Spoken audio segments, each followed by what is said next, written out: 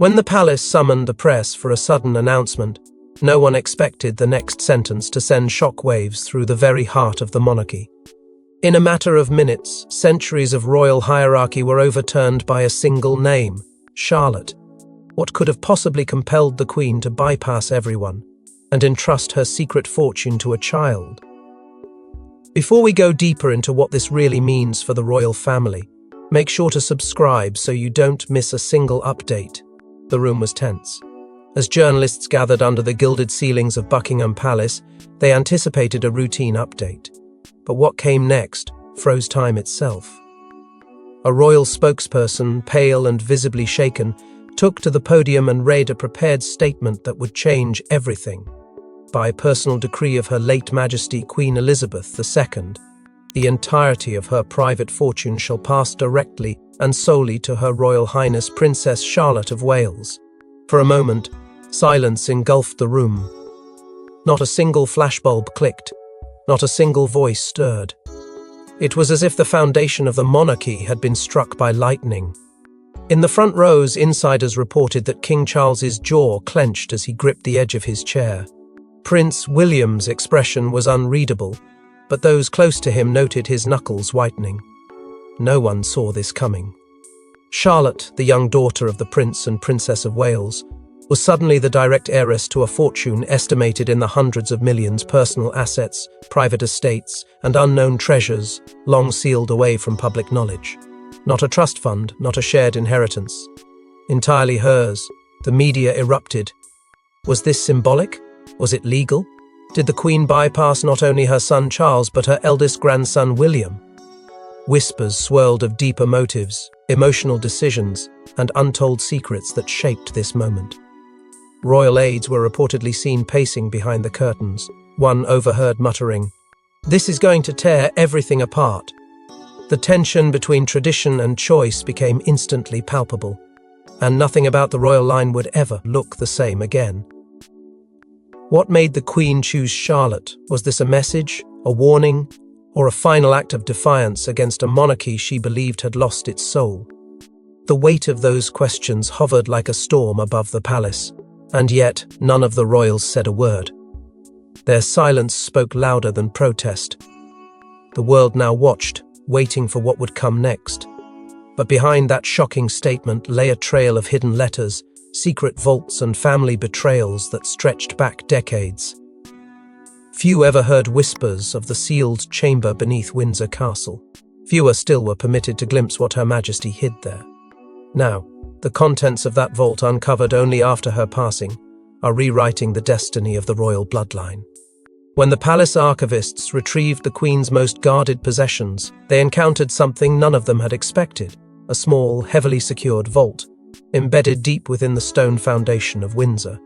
It required not only a special key, but a biometric code, known only to one late aide, passed on in a confidential letter written weeks before the Queen's death. Inside that chamber was a universe of secrecy, silent but explosive. An empire within an empire, invisible to every finance ledger and inheritance chart ever made public. What they found wasn't simply wealth, it was control. Buried in the vault were sealed boxes containing bearer bonds, discreet offshore records, and the kind of power no monarch ever publicly admitted to having. Then came the ancestral jewels, items thought lost, stolen, or gifted away. Decades ago, each piece steeped in centuries of bloodline. But even that wasn't the true shock. That came in the form of handwritten codicils separate from any public will documents, drafted and sealed in the Queen's unmistakable cursive, signed with her sovereign insignia. And every single one pointed to the same name, Charlotte. Among the documents sat a singular envelope, thinner than the rest, labelled with chilling specificity to be opened only in the event of my silence. The timing of its unveiling coincided precisely with the official palace announcement. Inside it lay a trail of carefully crafted words, each one deliberate. The Queen did not explain why she bypassed Charles or William. She didn't apologize. Instead, she laid out her vision of what the monarchy should become, and who among them truly understood the weight of that future. One file traced the Queen's evolving perspective back to 1997, the year Diana died. Notes from private grief counselors, conversations with clergy, and even solitary reflections chronicled how the Queen began to question the endurance of the crown itself. One line stood out among the rest: "The next true compass will not be born of duty, but of spirit." In time, that compass would find a name. And in her final days, the Queen entrusted everything to the one person she believed could carry both the burden and the legacy: Charlotte. These revelations shattered every assumption about succession and power. They exposed not only how the Queen protected her fortune, but why she chose to separate it from the throne. Not for the sake of rebellion, but preservation. Because in her eyes, not everyone destined to reign was ready to lead. And yet, the question on everyone's lips remained unanswered: why Charlotte? And why now? To the world, Queen Elizabeth was tradition incarnate. But those closest to her knew she feared one thing above all: the disintegration of the royal legacy. And behind palace walls, that fear birthed a quiet plan centered not on Charles nor William, but Charlotte. For decades, the Queen carried the burden of holding a fractured dynasty together. While she stood as a symbol of unshakable continuity, within the confines of her private chambers, the cracks were visible, widening with every scandal, resignation, and betrayal. Her once unwavering belief in linear succession had begun to erode. It started with Charles, whose reign she feared might reopen old wounds. Camilla's controversial rise in public life left Elizabeth increasingly uneasy, her faith tested by how the public and palace alike received the former mistress turned consort. In time, her trust shifted away from those who were next in line and toward those who reflected something deeper, something purer. That something came in the form of a child. A girl born with the poise of her mother and the spark of a grandmother. She would never meet Charlotte. From the moment she could speak, staff whispered of the Queen's unusual fondness for her. It was more than familial warmth. It was as if the monarch saw a mirror of something lost and perhaps a second chance. Late-night conversations between the Queen and her most loyal staff reportedly included recurring phrases: "She listens more than she speaks, and she sees everything, quietly." These weren't just grandmotherly observations, they were signs, warnings, hopes. Behind the scenes, Elizabeth H. began altering the landscape of her legacy. Documents were drafted in secret. Lawyers were summoned not to discuss sovereign succession but private redirection. Her personal fortune, her handwritten reflections, and the precious ancestral relics not bound by law or parliament all began being tied to Charlotte. These moves weren't made in haste. They were deliberate, thoughtful, and covered in a veil of silence. A new narrative was being carved, not for today's monarchy, but for what the Queen believed it could become decades from now. Meanwhile, disappointment festered. The Queen, sources say, struggled deeply with the consequences of Prince Harry's rebellion and Meghan's explosive claims. The institution, already rattled, felt more fragile than ever. What Elizabeth saw in Charlotte was not just the promise of bloodline, but the potential to restore something sacred: dignity. Where Charles had faltered in public trust, and William remained caught between diplomacy and duty, Charlotte, young and untouched by scandal, stood as a beacon in the fog. She would not be handed a crown prematurely, but she would be armed with something far more potent: the Queen's unspoken endorsement and the resources to one day rise without begging for power. This was not succession in the traditional sense, it was preservation, a safeguard, an unbreakable tether between the past and the future that bypassed the unstable present. The Queen was not just naming an heir to her wealth, she was choosing the future guardian of the monarchy's soul. But as the Queen made silent plans, tensions in the family grew, and the true battle lines were just beginning to form. While Charles assumed power, another force grew stronger in the shadows. William and Catherine's quiet diplomacy and unwavering loyalty had not gone unnoticed by the Queen, and behind closed doors, she began empowering their daughter in ways no one foresaw. From the moment the cracks began forming within the monarchy, William chose silence as his greatest weapon. While others clashed publicly, he observed. He held firm during the Sussex scandal, remained composed during the Camilla controversies, and never once tried to outmaneuver his father or overstep his future role. But this very neutrality, this refusal to be swept into the royal chaos, earned him more than respect. It earned him the Queen's trust. As for Catherine, her unwavering grace amid relentless public scrutiny had already redefined royal womanhood. Behind the scenes, staff described her as the only one who never raised her voice, but always held the room. Together, William and Catherine represented stability, and it was that very stability that the Queen believed needed to be anchored not in them, but in their daughter. Quietly, she began issuing private decrees unofficial to the world, but binding to her closest circle. Charlotte was added as a named entity in trusts that had once been reserved for sovereign heirs. Royal aides later admitted, "We were instructed to refer to Charlotte as the future pillar, even in our internal documents." What started as whispers soon became unignorable patterns. Meetings that once revolved around succession planning began including clauses tied directly to Charlotte's name. Even more revealing was the Queen's selective distancing from other branches of the family. Events once dominated by Charles and Camilla B. Egan, focusing on the Cambridge trio. When questioned privately about it, the Queen reportedly said, "They understand restraint, they understand reverence." By the end of her life, she wasn't simply favoring William and Catherine, she was realigning the emotional center of the monarchy through them. This did not go unnoticed. Within Charles's circle, murmurs began to circulate. Why were longtime loyalists being shut out of key discussions? Why were certain assets being moved behind closed doors? And why was Charlotte, a mere child, appearing in places of strategic significance?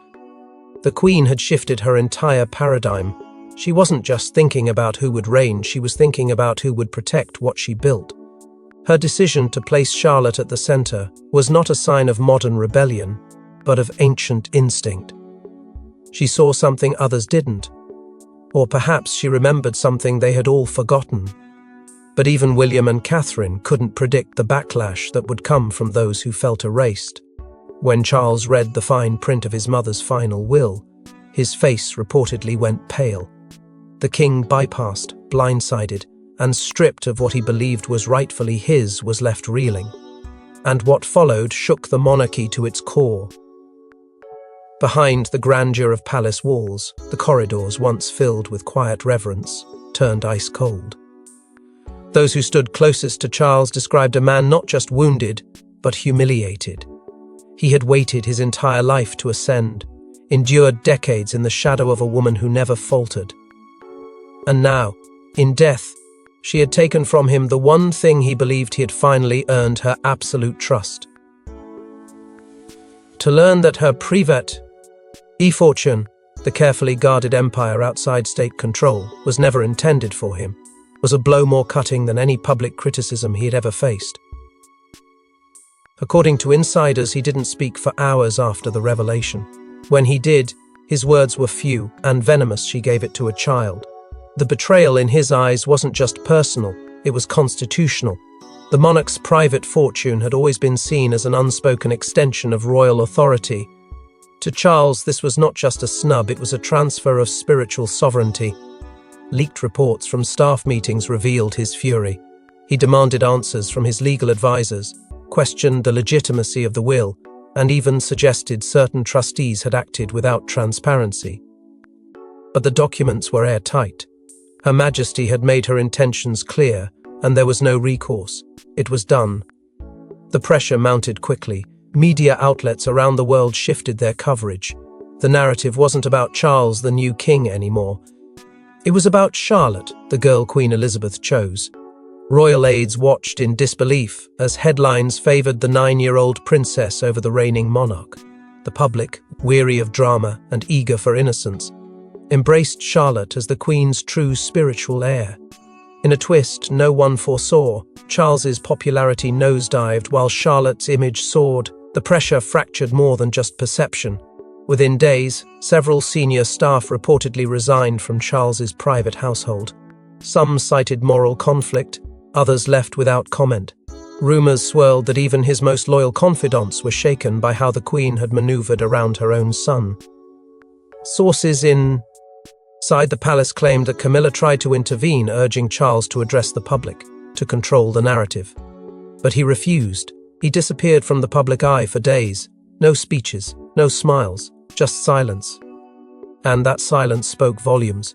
It confirmed what many suspected, that behind the crown sat a man unraveling. The stoicism he had worn since the Queen's death gave way to something raw, something deeply human. The sting of being overshadowed by a daughter, a granddaughter, and a legacy that no longer seemed to need him. And while the king brooded in silence, Camilla was already devising a plan to reclaim control. Camilla wasn't going to be written out of royal history without a fight. From hushed calls to discreet meetings with legal counsel, the Queen Consort set her sights on undoing the one move that threatened everything she had gained. In the aftermath of the Queen's final will becoming public, while Charles drowned in a silence that grew heavier by the day, Camilla sprang into action.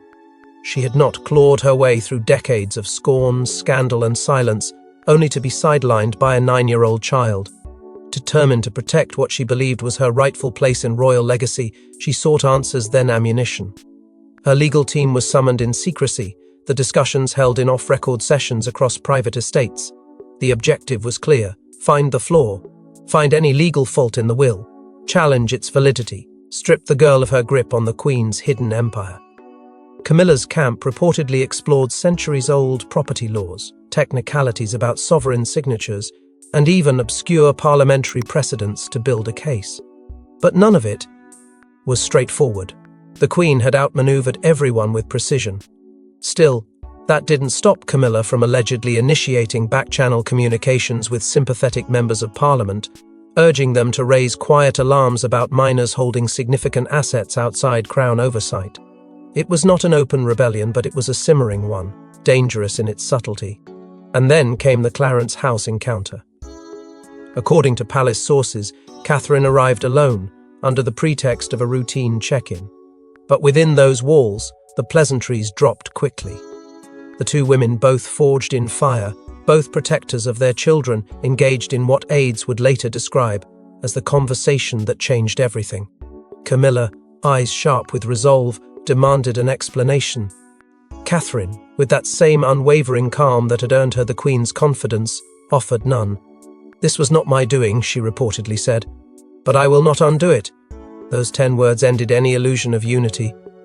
Then came whispers of a counter-move, a forgotten clause in an ancient royal charter that could potentially override personal royal declarations in matters of long-term succession.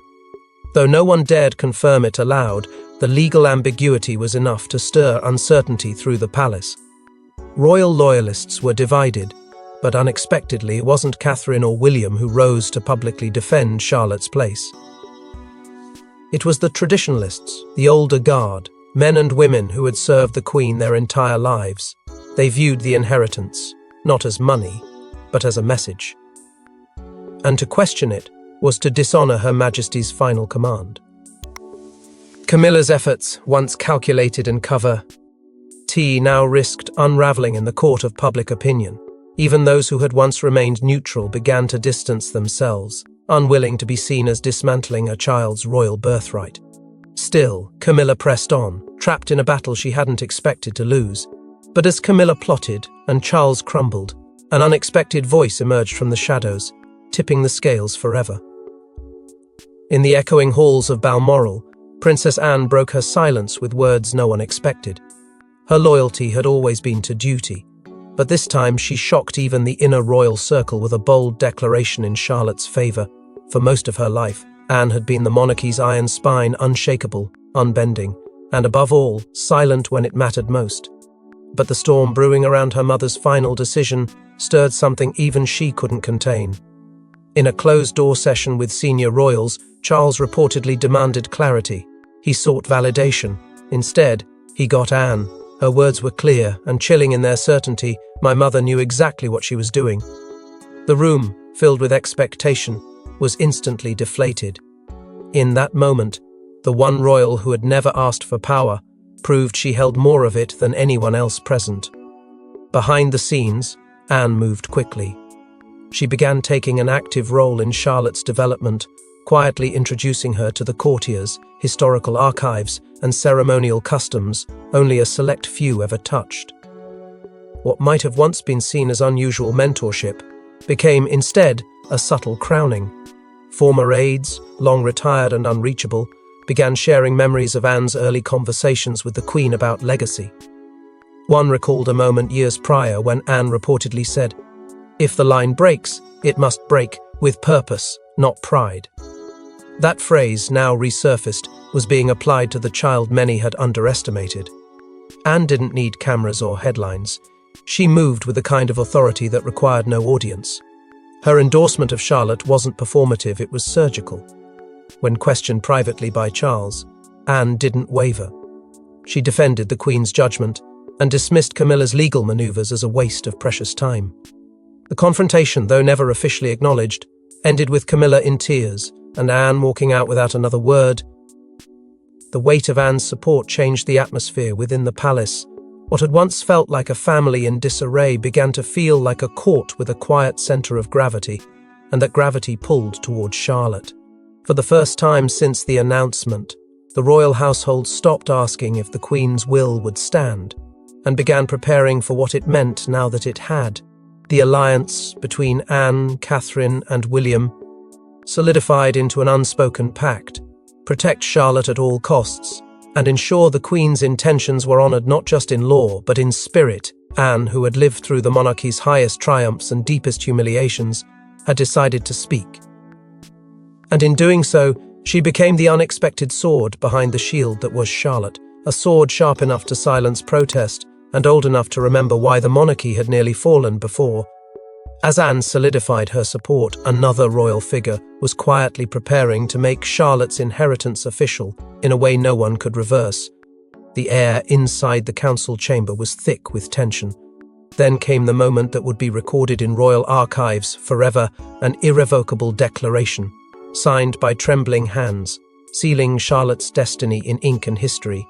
In the heart of the palace, beneath the ancestral eyes of monarchs past, the royal council was summoned for an emergency session. Only those bound by blood or bound by oath were permitted entry. There were no leaks, no press briefings, no whispers in advance. What unfolded behind those gilded doors would shake the monarchy to its ceremonial core. As the Queen's private attorneys unveiled the final documents, the temperature in the room seemed to drop. This was no ordinary ratification. This was the final seal of a legacy rewritten. The decree bore the mark of Elizabeth II, her signature still commanding power beyond the grave. Citing the royal sovereign's right to assign personal holdings and designate their purpose, the document named Princess Charlotte as the sole inheritor of the Queen's private estate, trusts, and sacred heirlooms. But this wasn't just a beaux wealth. It was about preservation. The language of the document was precise, poetic, and immovable. What made it even more unshakable was the presence of two co-signatures. Prince Edward, ever the quiet stabilizer of the family, added his name with deliberate confidence. And then Princess Anne, the Queen's most loyal enforcer, followed her pen, striking the parchment like a sword unsheathed. In that moment, resistance became futile. Tradition demanded that such a document be sealed within the royal ceremonial vault, but this time, it wasn't left in silence. The contents were broadcast through the palace's official channel, ensuring the world would not hear this through filtered reports or speculative headlines. There was no room left for interpretation, it was absolute. Charlotte was no longer just the Queen's granddaughter. She was now the living bearer of her private authority. The reaction beyond the palace gates was explosive. The media hailed the moment with thunderous headlines: "The girl who will inherit the Queen's legacy." Across the Commonwealth, supporters flooded social platforms, praising the Queen's decision to entrust her values, her vision, and her secrets to the one person untouched by scandal. It wasn't about lineage anymore, it was about spirit. Charlotte, just a child, had become the vessel through which the Queen's memory would endure, not through titles or thrones, but through sacred intent. And yet, amid all the declarations and televised ceremonies, two absences stood out more than any presence. King Charles, whose silence had grown increasingly deafening, did not attend. His seat remained empty, a hollow shadow of a monarch publicly sidelined by his own mother's final wish. And Camilla, once determined to fight the ruling, chose not to release a single statement.